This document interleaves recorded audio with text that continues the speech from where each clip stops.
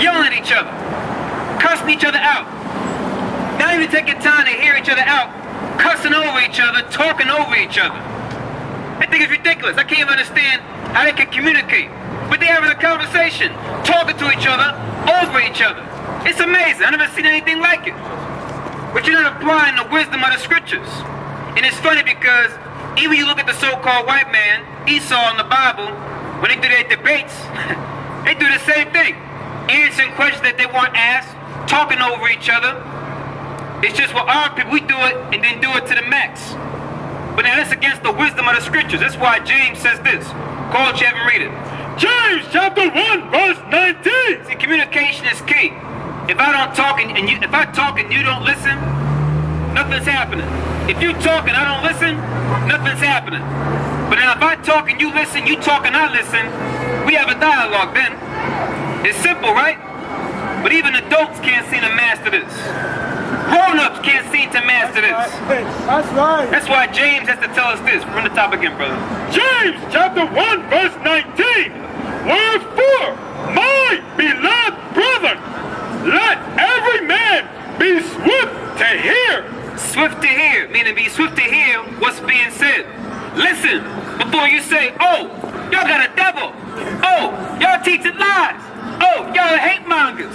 Oh, listen first. Then answer, then respond. Ask a question. Hear what's being said. Look at what you picked up. Don't just say, I'm going to take the flyer for him. No, do yourself a favor. Read the flyer. You're not doing me a favor. Do yourself a favor. Right. Be swift to hear. Read on, brother. Slow to speak. Slow to speak, like the sister earlier.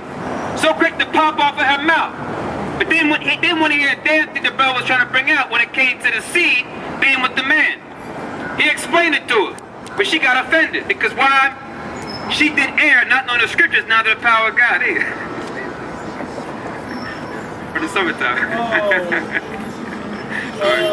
Swift to hear, slow to speak.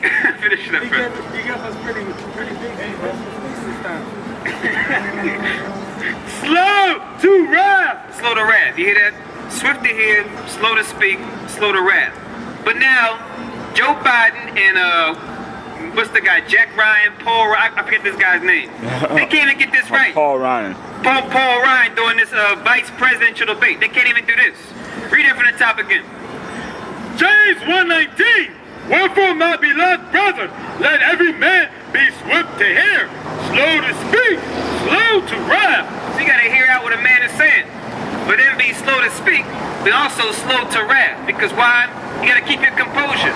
Understand what someone's trying to explain to you. They may be saying it loud, they may be projecting it, but you got to question, okay, what's being said?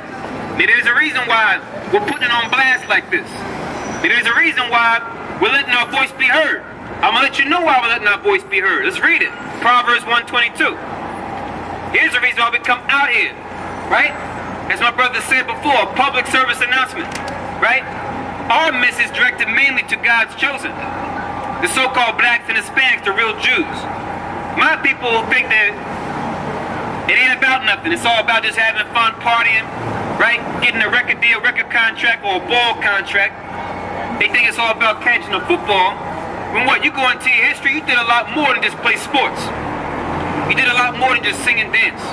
All right? You're worth more than that. You used to run countries. You so-called blacks and Hispanics used to run nations. But now all you settle for is what? A record contract or a basketball deal. Sad, man. You run balls now. It's so much more than that. What's that? You run balls.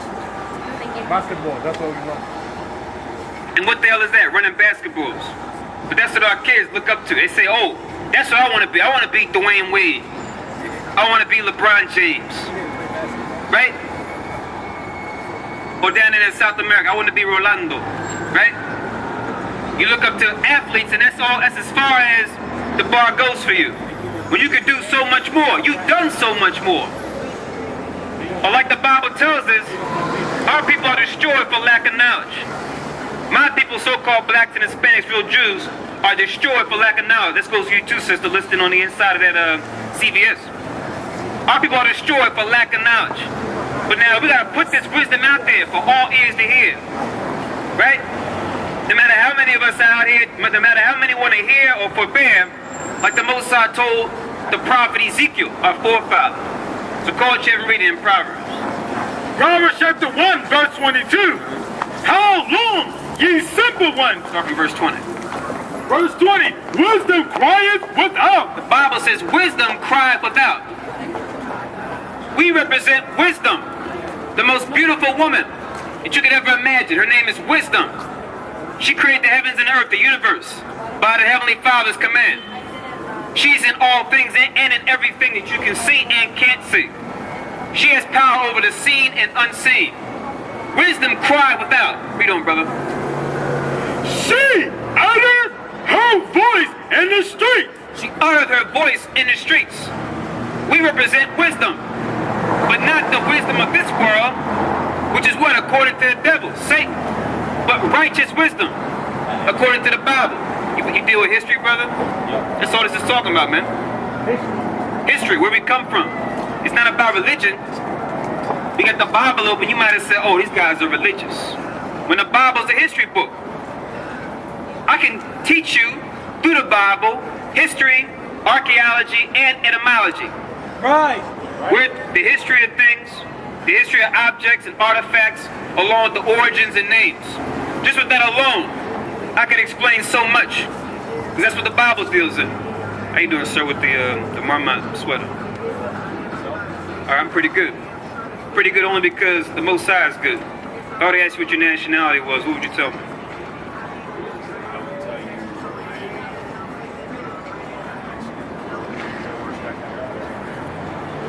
Okay, so let's deal with the half Mexican. Is that on your father or mother's side? Okay, so you go into the Bible, get Numbers 118, drop it. And you read the Bible. Here's the reason why I asked about nationality. Everybody in the nation, everybody in the earth is one nationality. Did you know that? Because here's the thing. I'm going to use you as an example, if you don't mind. You say you're one half this, one fourth that, right? But now you go into those ancestors, they're one half something. Because they have two parents. Everybody's one half something. So to keep order on the earth, the Most High, He reckoned nations by the seed of the forefather. Just like the plant kingdom. I do, but no thank you. You got apples. You can plant them different places in the earth. It's always going to be an apple tree when it grows up, right? No matter where you go. No matter where you plant it. So when it comes to the nations, right? Actually, sister, the Spirit's trying to show them something that you're not. You can plant an apple seed anywhere in the earth. It's always going to be an apple tree. Where the Most High dealt with men, He started nations based on men too, like a family reunion. I'm going to read the Bible to prove. You deal with the Bible though? A little bit? Okay. What do you think about the Bible as He gets that verse? You got Numbers 118? What do you think about the Bible? Just curious. What do you think about the Bible? You need to sum up, your take on the Bible. What would you say? You think it's a good book? You think it's useful, or is it just in the way, or good and useful? Okay. So now, Numbers 1 and 18. This is dealing with the nationality piece that I want to deal with coming from Mexico. I want to deal with that too. Numbers chapter 1, verse 18. And they assembled all the congregation together on the first day of the second month.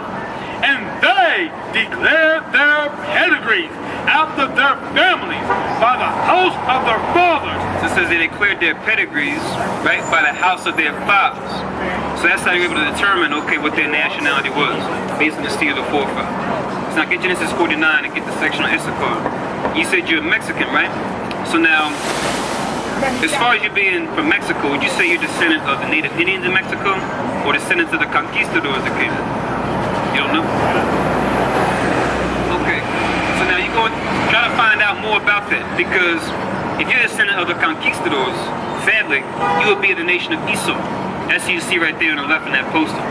He was a brother of Jacob. But now, in this movie called Life, because the Most High has the Bible as the script for the movie called Life, you got the good nation and the bad nation. You have the main protagonist and antagonist. Esau, they're like the bad guy, they're the villain. But now Jacob or Israel is the good guy. But now there's lies being taught about who Jacob is. People say that they're Israeli, but they're not the people of the book. so-called blacks and Hispanics are the real Jews, according to the Bible. That's what these posters are talking about. That's the Bible reveals when you read it with understanding. But now I want to deal with a certain tribe in particular, Issachar.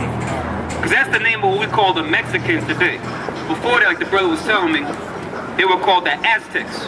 That's what they were known as before they were called the Mexicans, or Mexico, or Mexicanos. Mexico. So now, let's start with the prophecy dealing with Issachar.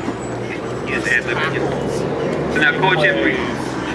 Genesis chapter 49, verse 14. Issachar is a strong ass. So it says Issachar is a strong ass. An ass is just a donkey, right? It's a strong ass, read. Couching down between two burdens. So it says Issachar is a strong ass, couching down between two burdens. Señora, ¿cómo está usted? Tome esto. Por favor. Gracias. De nada. So it says a strong ass crouching down between two burdens.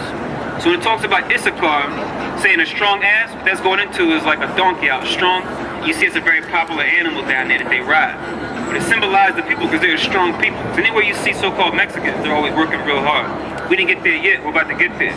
You see late at night, catching the bus, coming from restaurants, they do landscaping, right? I seen a negative joke or a byword, a proverb joke saying, what do you call a so-called Mexican with a backpack on? You call him a leaf blower. And that's derogatory towards the tribe of Issachar, or what people call Mexican. But you see they are hard-working people. But now it says they're a strong ass, crouching down between two burdens. That's referring to North America, or at also South America. You have in between the land of Mexico. Read on. See, the Bible isn't just localized to one time period. It deals with past, present, and future. Read on. And he saw the rest was good. He saw that rest was good. What that's going into is the siesta, right? Where they take a rest in the afternoon time. You're probably familiar with the proverbial picture where they show Issachar sitting on a stool like this with the sombrero covering his head, right? You've seen that picture before, right? When you watch old Looney Tunes cartoons, right? They say, slow Poco Rodriguez, he's the slowest mouse in old Mexico, right? You see them making fun of, but then actually talking about aspects of the so-called Mexicans, right? So it says, he saw that rest was good, read. I'm sorry. I just remember that. I love them though. And the land that it was pleasant. So it says the Mexicans saw that the land was pleasant. That's going into them being good farmers, right? Planting corn and crops. They still can't understand how they can plant certain vegetations even in mountainous regions, right? Read on. And bowed his shoulder to bear, and became a servant unto tribute. It says, and bowed his shoulder to bear and became a servant unto tribute. So that's where you see with the so-called Mexican population is real popular right now during the presidential debate. Because you notice these politicians, they don't want to say too much about immigration law. They kind of like the perk they can get by having them be illegal and have them work for less than what the law requires for a citizen. So they're kind of stuck in the middle. Yeah, have them fill out the paperwork, have them become nationalized, have them take the citizens test, right? But we'll just kind of let them slide because they're doing us a good service, doing labor for very cheap, right? But now what you see now coming up, and even talking about this on CNN, is now Issachar, the so-called Mexican, they're now coming up, becoming part of the middle class now. And you have a lot of second and third generation so-called Mexicans coming up. So when it says in the prophecy they become a servant unto tribute, that's what it's going into. But like I said, this is one of the 12 tribes of Israel, because we're a nation of nations, a company.